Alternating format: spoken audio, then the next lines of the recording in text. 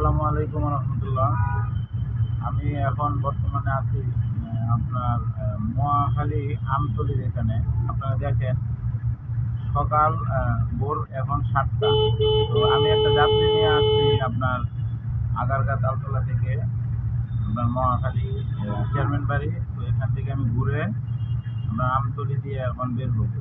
তো আপনারা দেখেন কি পরিমাণে জ্যাম লেগে রয়েছে, কি পরিমাণে জ্যাম। এটা করতে কতক্ষণ লাগে আমি জানি না।